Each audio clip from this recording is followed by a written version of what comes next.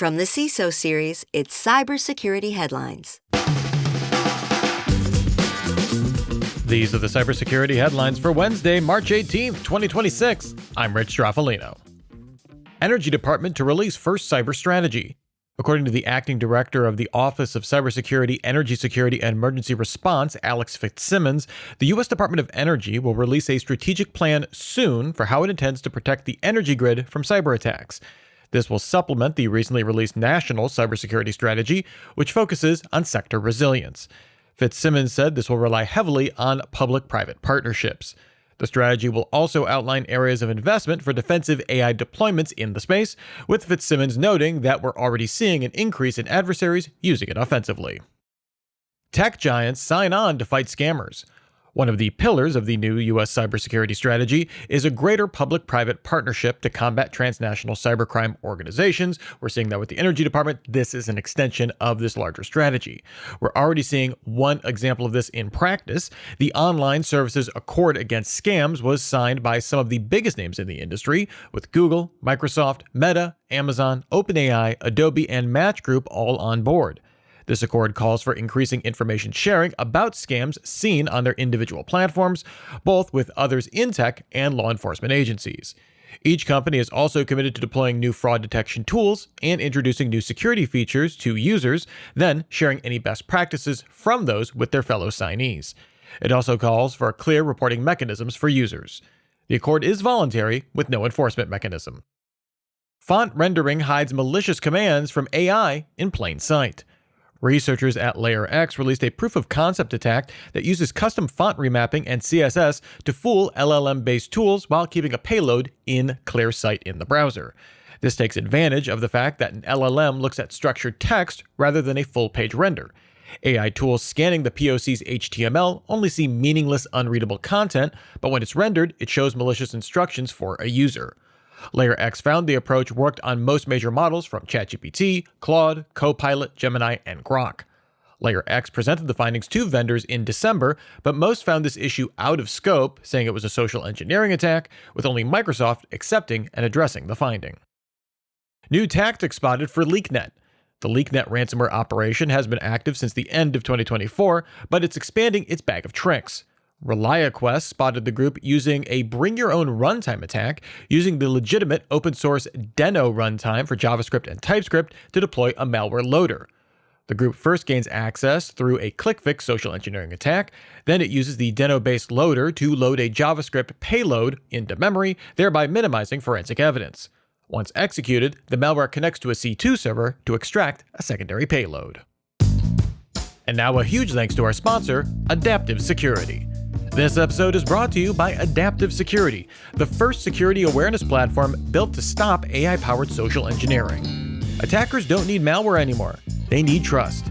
Tip: set a simple passphrase for high-risk actions, like wire requests or urgent account recovery, especially within finance teams and families.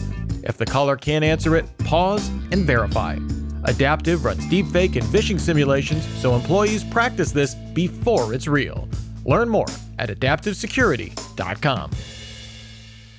EU hits Iranian threat actors with sanctions. We've covered a number of cyber attacks from Iranian-linked groups, and now we're seeing an array of policy responses. The European Union issued new sanctions against the Iranian company Mnet Pasargad. Back in 2023, Microsoft found the company stole and sold data from the French magazine Charlie Hebdo on illicit forums. These sanctions freeze assets of the company held at European institutions and bans EU businesses from interacting with them.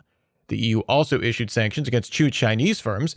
Integrity Technology Group was sanctioned for targeting critical infrastructure and selling information to hack-for-hire services, and Axon Information Technology received sanctions for taking part in the Flax Typhoon attacks on EU institutions.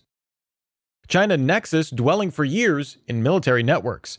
New research from Palo Alto's Unit 42 found that a China Nexus threat group breached the military networks in Southeast Asia as far back as 2020. This used at least two novel backdoor malware variants and a version of the GetPass credential stealing tool.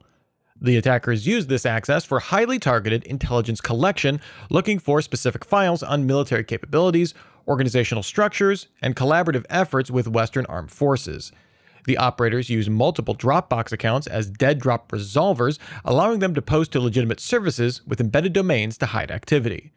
The researchers say the custom malware and focused approach indicate a highly sophisticated threat actor. UK CMC looking to expand to the US. The UK-based nonprofit Cyber Monitoring Center opened in February 2025, assessing the economic impacts of cyber incidents in the country with a 0 to 5 scale modeled after scales used for natural disasters, think something like the Richter scale. This is based on evaluating the financial cost against the estimated affected population. This is complemented with an in-depth report on the incident and financial ramifications. In 2025, CMC released analyses of the Marks & Spencer's retail attacks and the Jaguar Land Rover attacks. At a recent event in London, CMC head of operations Ruth Goodwin said establishing a U.S. cyber monitoring center was on its roadmap for 2026, with plans to start issuing reports in 2027. Connie Group targeting Cacao Talk. The South Korean threat intel firm Genian spotted a new campaign by the North Korea-linked group Connie. This targets victims with a spear phishing email that appears as a notice for appointment as a North Korean human rights lecturer. This contains a malicious LNK file that installs the EndRat Trojan, enabling remote access and extended dwell time on infected systems. The attackers then use this to exfiltrate system data and access the Cacao Talk app to spread further malware to contacts. These secondary attacks don't just spray and pray to the entire contact list, but seem targeted at specific individuals. Remember to subscribe to the CISO Series YouTube channel. We have original interviews, demos, and shorts videos posted daily. Plus, you'll stay up to date on the latest CISO Series announcements. If that sounds good to you, head on over to YouTube, look for the CISO Series, and subscribe. And if you have some thoughts about the news from today, or about the show in general, be sure to reach out to us, feedback@cisoseries.com. We'd love to hear from you. Reporting for the CISO Series, I'm Rich Straffolino, reminding you to have a super sparkly day. Cybersecurity headlines are available every weekday. Head to CISOseries.com for the full stories behind the headlines.